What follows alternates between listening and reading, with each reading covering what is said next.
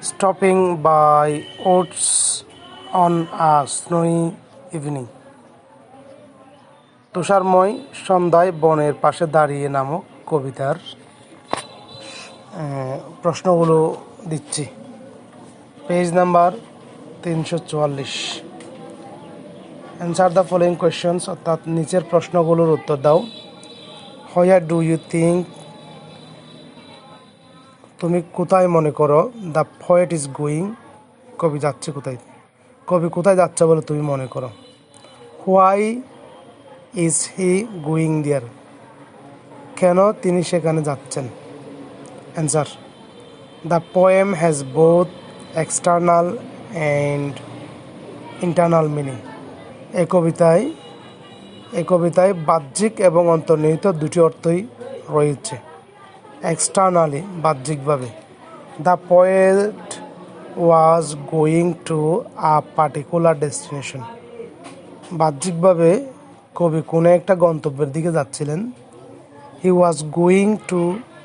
Was going দিয়ার, তিনি সেখানে যাচ্ছিলেন। টু কিপ আ প্রমিস, একটি অঙ্গীকার রক্ষার জন্য, একটি প্রতিশ্রুতি রক্ষার জন্য।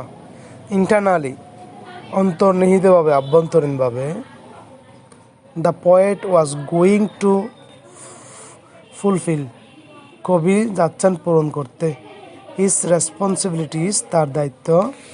And duties in daily life, এবং দৈনন্দিন জীবনের যে কর্তব্য সেটা পালন করতে যাচ্ছিলেন। আচ্ছা, why did the poet stop by, why did the poet stop by, কবি কেন দাঁড়িয়েছিলেন the woods, by the woods, বনের পাশে। যদিও ইট ওয়াজ ডার্ক, যদিও এটা খুবই অন্ধকার ছিল। অ্যান্ড হি ওয়াজ অ্যালোন, কবিও একা ছিলেন। Answer, externally the poet new, বাহ্যিকভাবে জানেন, যে কবি জানেন, the owner of the wood, এই বনের মালিক কে, ইনি জানেন। অ্যান্ড অলসো নিউ দ্যাট, এবং আরও জানতেন যে he lived in the nearby village, তিনি পার্শ্ববর্তী গ্রামে বসবাস করেন। So he didn't feel any danger, সুতরাং সে কোনো ধরনের বিপদ অনুভব করতেন না। টু স্টপ দেয়ার, এখানে দাঁড়াতে। বাট ইন্টারনালি, কিন্তু আভ্যন্তরীণভাবে বা অন্তর্নিহিতভাবে, স্টপিং বাই দ্য ওডস, বনের পাশে দাঁড়ানো মিনস, অর্থ the desire to stop in the midst. আচ্ছা,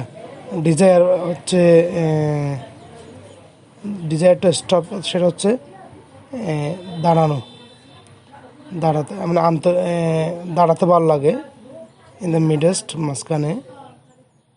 অফ আওয়ার বিজি লাইফ, আমাদের ব্যস্ত জীবনে। To enjoy a moment of beauty, সৌন্দর্যের একটা মুহূর্তকে এনজয় করার জন্য, উপভোগ করার জন্য। প্রশ্ন 3, guess what promise the poet had, অনুমান করো কি ওয়াদা বা প্রতিশ্রুতি ছিল কবির। To keep before he would sleep, ঘুমানোর আগে কবির কি প্রতিশ্রুতি রক্ষা করতে হবে বলে অনুমান করা হয়েছিল বা অনুমান করো। হেয়ার প্রমিস মিনস, এখানে প্রমিস অর্থ বোঝাচ্ছে ভেরিয়াস টাইপস অফ প্রমিস, অনেকগুলো ধরনের স্বপ্ন, অনেক ধরনের প্রতিশ্রুতি।